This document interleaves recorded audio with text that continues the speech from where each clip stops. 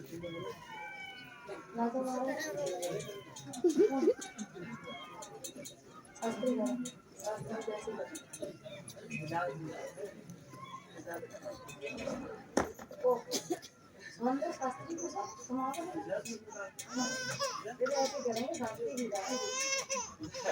रहे हैं ये लुटिया पाई जाती है भैया दे देंगे सामान बोलिए इधर जैसे ये देखा तो राजा हरिश्चंद्र ने क्या किया, जब दूसरे दिन भी भोजन करने के लिए नहीं बैठे तो जवाब दिया आज के बाद मैं भोजन ही नहीं करूंगा और अपने मालिक की यूं सेवा करने के लिए लगे। और जैसे ही यूं सेवा करने के लिए लगे ध्यान रखना 27 दिन बीत गए, राजा हरिश्चंद्र ने भोजन नहीं किया। शरीर बहुत दुर्बल हो चुका था। जब शरीर बहुत दुर्बल हो चुका था उसी समय कालू मेहतर की पत्नी कहने लगी, हरिया तू घर में पड़ा पड़ा खाता रहता, कोई काम काज नहीं करता,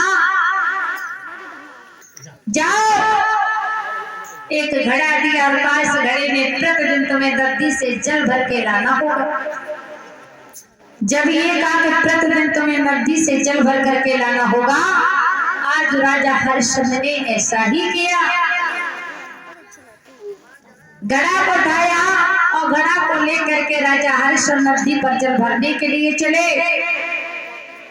इधर रानी तारावती घूमती हुई और उस नदी के किनारे पर पहुंची तो रानी तारावती को देख करके राजा हरिश्चंद्र कहने लगे, अच्छा हुआ जो आप आ गई हो, लेकिन हमारा घड़ा जो है वो उठ नहीं रहा है, थोड़ा सा अगर तुम्हारी कृपा हो जाए तो आप हमारे घड़े में थोड़ा हाथ लगा दीजिए। रानी तारावती कहने लगी, आपको पता नहीं है जो आपके हाथ में घड़ा है वो मैतर जाति का है, अगर मैंने आपके घड़े में थोड़ा सा हाथ भी लगा दिया तो हमारा धर्म नष्ट हो जाएगा। लेकिन आपको उपाय जरूर बताऊंगी, आप घड़े पे किस तरीके से उठाओगे, आप जल के अंदर हो जाओ और जैसे ही आप जल के अंदर होएंगे उसी समय घड़ा उठ जाएगा। रानी तारावती से राजा हरिश्चंद्र बोले, रानी मेरी बात सुन। और क्या बोले,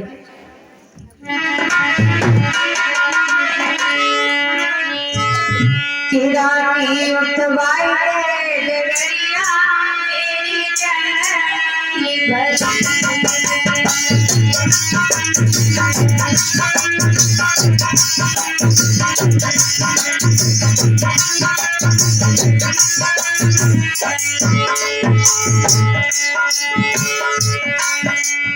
कल कल होती है मेरी रनिया भरो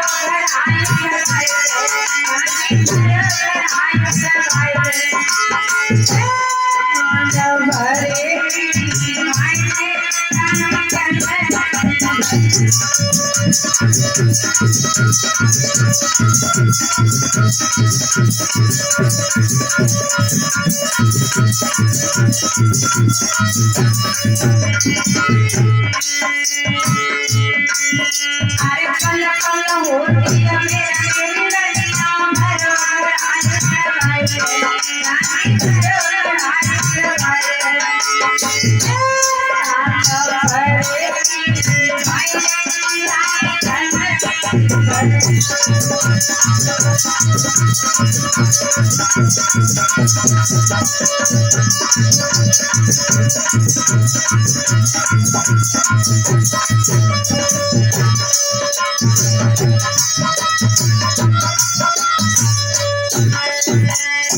आज उसी समय राजा हरिश्चंद्र जो थे और नदी पर पहुंच गए और कहने लगे, रानी अगर थोड़ी सी कृपा हो जाए तो आप हमारे घड़े में थोड़ा हाथ लगा दीजिए।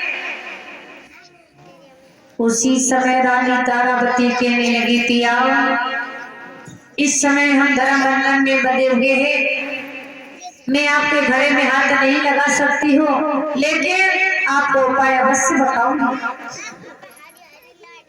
आप जल के उसी वक्त वो घोड़ा अपने आप शीश पर रख जाएगा और आप घोड़े को लेकर के चले जाना। ये कह करके रानी तारावती ने जैसी राजा हरिश्चंद्र से ये कहा, लेकिन ध्यान रखना घड़ा तो सिर्फ सर पर रख गया, लेकिन भगवान को कुछ और ही मंजूर था।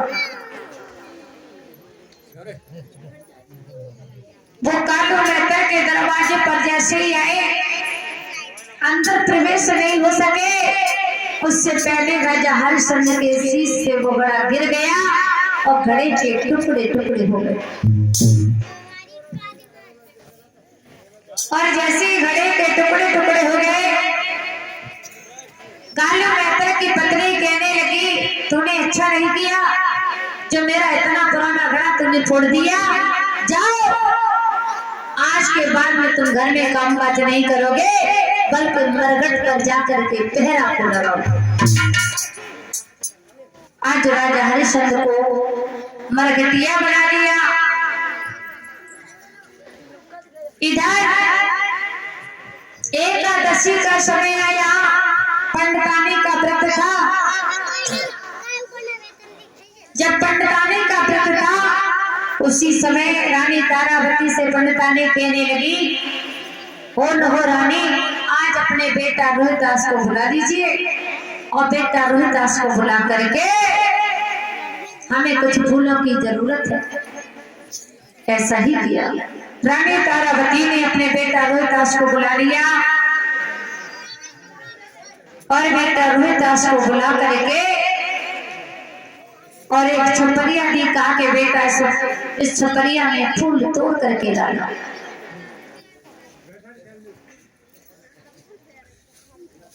आरती करवा दी। बातचीत ज्यादा कर रहे, क्या करे? फिर बातचीत क्यों कर रहे हो?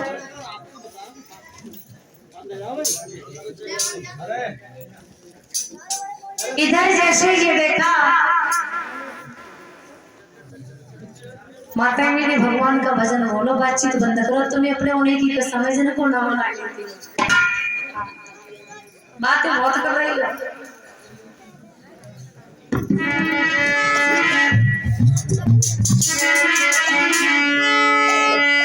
कि क्या भरोसा है इस जिंदगी का, सामने नहीं है किसी का।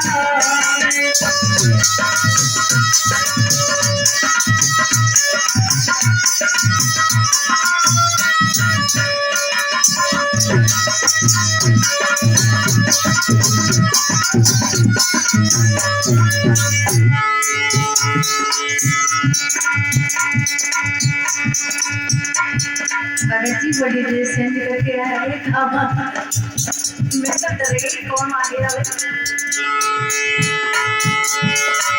क्या भरोसा है इस जिंदगी का, साथ में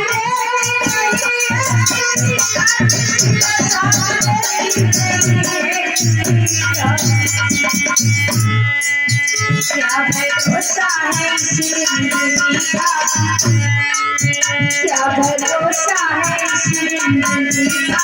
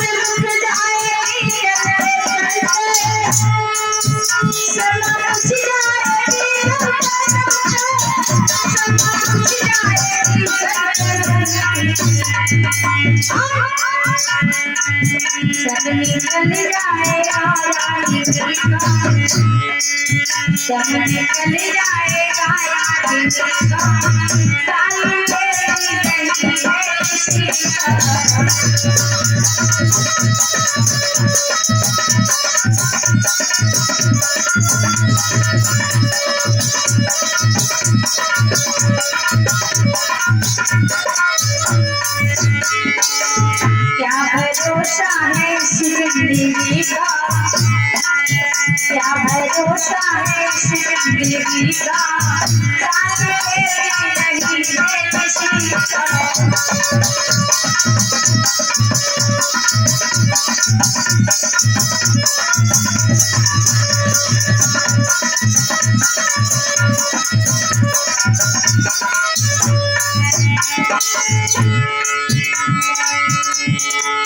दुनिया है तो हकीकत पुरानी, सजते रहना इसकी रानी, सजते रहना इसकी रानी।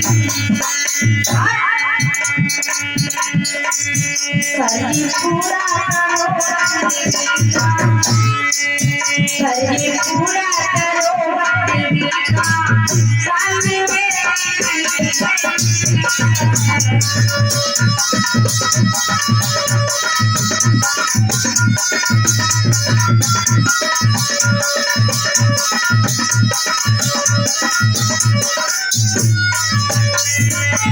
क्या भरोसा है इस जिंदगी का, क्या भरोसा है इस जिंदगी का, साथ मेरे नहीं है किसी का।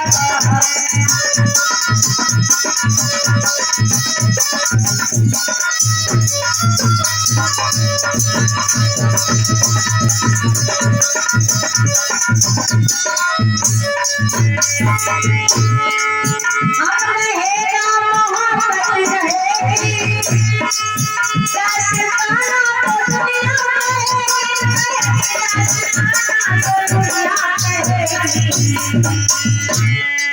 हम रहेगा मोहब्बत रहेगी, हम रहेगा मोहब्बत रहेगी, दस्ताना तो दुनिया रहेगी।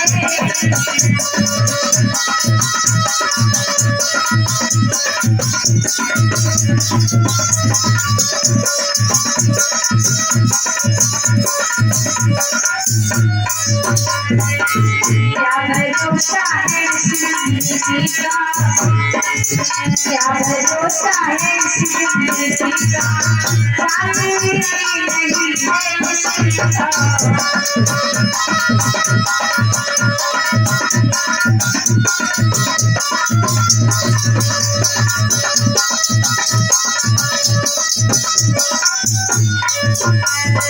होली वाकी बिहारी राम की। श्री हरिहर गंगे मैया के किनारे व्यास नंदन श्री सुखदेव जी महाराज समझा करके कहने लगे कि राजन,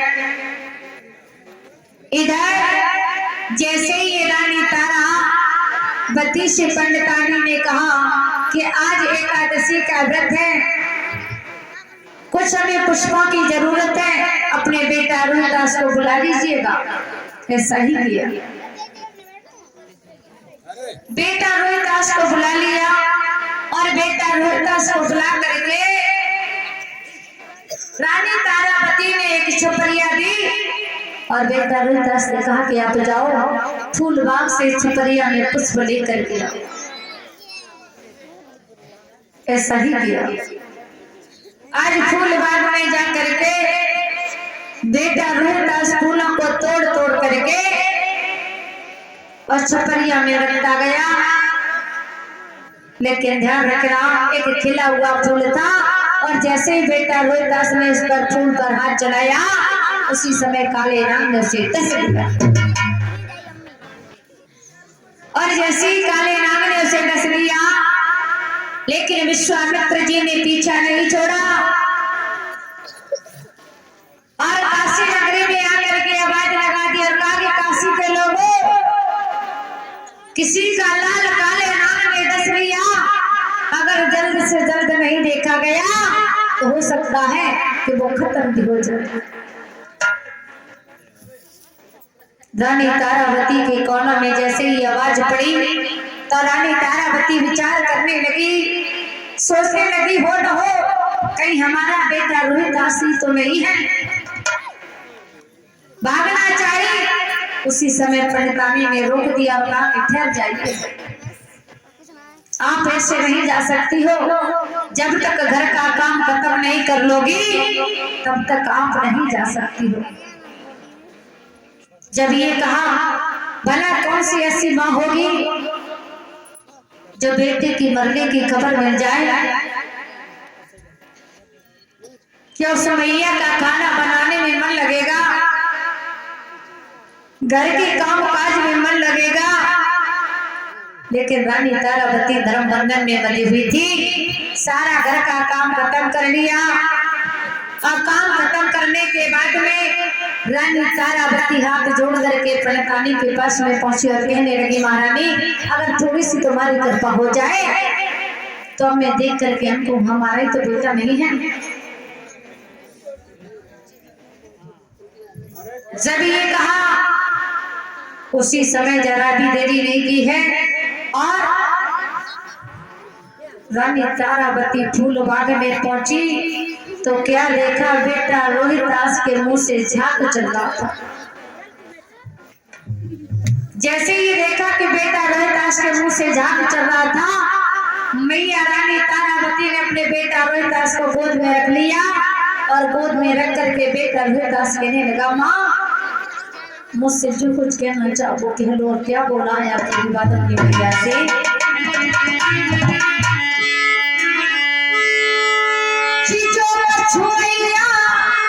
कहेरी सोमैया